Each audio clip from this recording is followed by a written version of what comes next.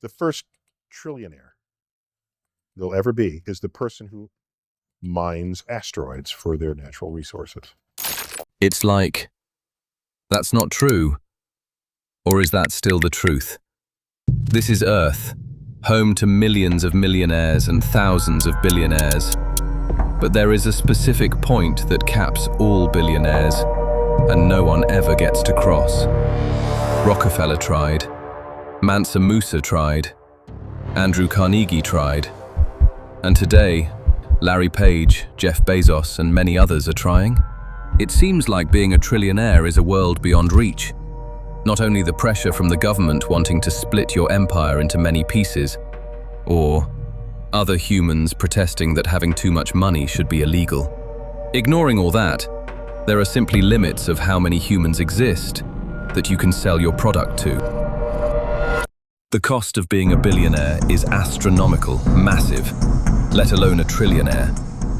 But on Friday, June 12, 2026, the impossible happened. Elon Musk became the first trillionaire on Earth. Whether you have heard it or not, a hunting question remains. What next? On June 12, 2026, SpaceX went public under the name SPCX, bringing it to an end as a privately owned company. But you might ask, what made the company blow up so much so fast, while he didn't launch new rockets, nor have successfully put humans on Mars?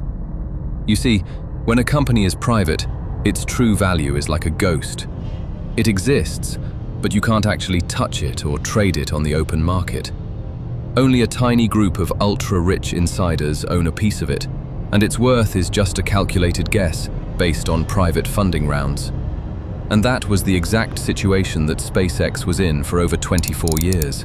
But on 12th June 2026, Elon Musk successfully listed the company as an IPO, public company that you can buy and sell its stocks. But at first, it was valued at $1.77 trillion, $135 per share. But the moment the clock struck noon on Friday 12th, opening the gates of the Nasdaq exchange, millions of retail buyers and massive banks flooded the market with buy orders. Hype took over, driving the stock up 19% from its $135 start to close the day at $161.11 per share. That sudden surge pushed SpaceX's final market valuation up to a staggering $2.1 trillion by the end of its first day. Before this, Elon Musk is worth well around $820 billion, already the richest man alive, already doubling the wealth of the second most richest person, Larry Page, thanks to a bunch of his other companies, like Tesla valued $1.5 trillion, and he owns 12% of it. Tesla options valued $750 billion, and he owns 12% of it. Neuralink valued $8 billion, and he owns 70% of it. The Boring Company valued $5.5 billion, and he owns 90% of it. Crypto and remaining assets valued $1.9 billion, and he owns 100% of it.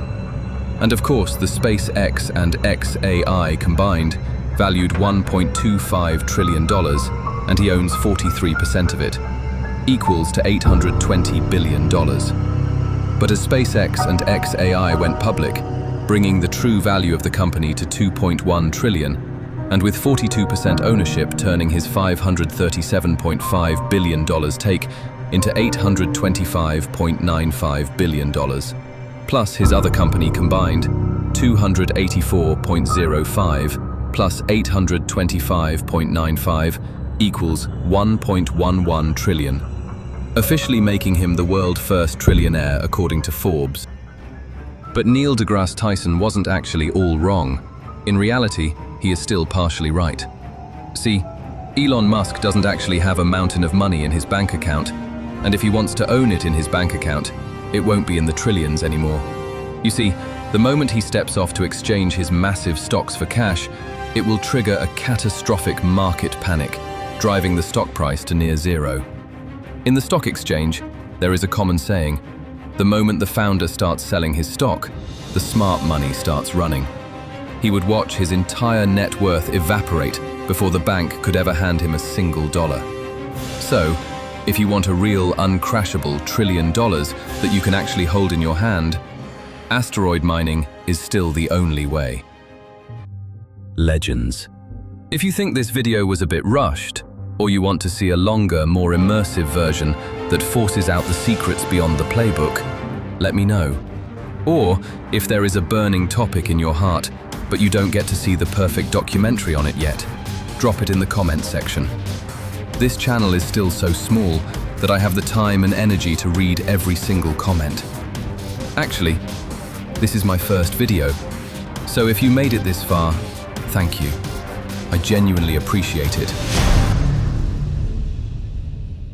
Elon Musk is now very powerful, perhaps the most powerful man alive.